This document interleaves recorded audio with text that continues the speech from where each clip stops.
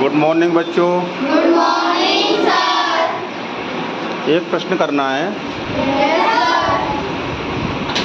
भावनाओं को अंग्रेजी में क्या कहते हैं? फीलिंग्स क्या कहते हैं? इमोशंस क्या कहते हैं?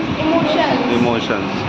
मैं आपको कुछ इमोशंस दिखा रहा हूँ और बताना है कि जिससे पूछूंगा वो ही बताएंगे, सभी नहीं बोलेंगे। ये देख लिया सबने? सभी ने देख लिया? अब मैं पूछ रहा हूँ, लक्ष्मी खड़ी हो जाओ बेटा। क्या दिखा इस इमोजी? हाँ हिंदी बताओ। चिड़चिड़ापन। अच्छा, और साक्षी क्या दिखा उसमें इमोजी में? इंग्लिश में हिंदी में बताना है सर। वो गुस्से में गुस्सा दिख रहा है, गुस्सा। चिड़चिड़ा भी दिख रहा है, गुस्सा भी दिख रहा है। तो इससे क्या लग रहा है कि वो बहुत गुस्से में है। तो गुस्सा भी एक भावना होती है। ठीक है। अगला मैं इमोजी दिखा रहा हूँ, इसको देखना।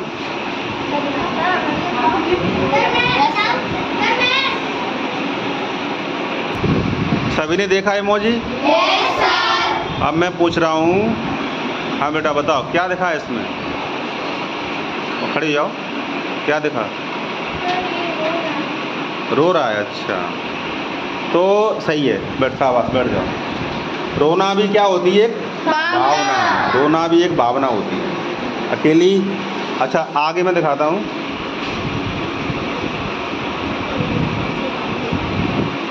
इसको देखना जरा। देख लिया सभी ने? सभी ने देख लिया? तो अब मैं पूछता हूँ सारिका से, क्या दिखा उसमें? उदास दिखा। Very good, sit down. क्या दिखा? उदास। उदास भी क्या है? एक। Very good. एक और इमोजी जरा देखना है इसको। क्या दिख रहा है इसमें? मतलब सबको दिख गया? अब मैं पूछता हूँ, आदित्य बताओ क्या दिखा है इसमें? क्या? हंस रहा है। हंसना भी क्या है? एक भावना है। तो आज कौन सा पाठ पढ़ाने वाले हैं? मेरी भावना। तभी हमने ये इमोजी दिखाई थी, ये भावनाएं दिखाई थी कि आप भावनाओं की समझ को समझ सकें कि कौन कौन सी भावनाएं हो सकती हैं। तो अब पाठ के माध्यम से पढ़ेंगे कि मेरी भावना में कौन कौन सी भावनाएं दिखाई गई हैं। तो सभी बच्चे अपनी अपनी हिंदी निकाल लो। पाठ 1 कितना पेज नंबर है? एक ही पेज नंबर है और पाठ भी एक ही है। सभी अपनी अपनी किताब खोल लो। शुरू करें? इस पाठ को लयबद्ध पढ़ना है। कैसे पढ़ना है? लय के साथ। तो पहले मैं बोलूँगा और आप लोग उसको उच्चारण करना। ठीक है। कोई बच्चा पढ़ना चाहता है क्या? अच्छा, लक्ष्मी। ठीक है, तुम दोनों ही आ जाओ। चलो। अहंकार का भाव न रखूं, नहीं किसी पर क्रोध करूं, देख दूसरों की बढ़ती को कभी न ईर्ष्या भाव करूं। क्रोध करूं, देख दूसरे की बढ़ती को कभी न ईर्ष्या भाव करूं। रहे भावना ऐसी मेरी सरल सत्य व्यवहार करूं, बने जहाँ तक इस जीवन में औरों का उपकार करूं। रहे भावना ऐसी मेरी सरल सत्य व्यवहार करूं, बने जहाँ तक इस जीवन में औरों का उपकार करूं। मैत्री भाव जगत में मेरा सब जीवों से मित्र रहे, दीन दुखी जीवों पर मेरे उनसे करुणा स्रोत रहे। मैत्री भाव जगत में मेरा सब जीवों से मित्र रहे, दीन दुखी जीवों पर मेरे उनसे करुणा स्रोत रहे। ये कुछ लयबद्ध नहीं हो पाया। ऐसा लगा जैसे कोई गद्यांश पढ़ रहे हो, है ना? इसको लयबद्ध कैसे पढ़ते मैं बताता हूँ। एक पंक्ति बोल दूंगा, उसके बाद आप लोग उसका दोहराना। अहंकार का भाव न रखूं, नहीं किसी पर क्रोध करूं,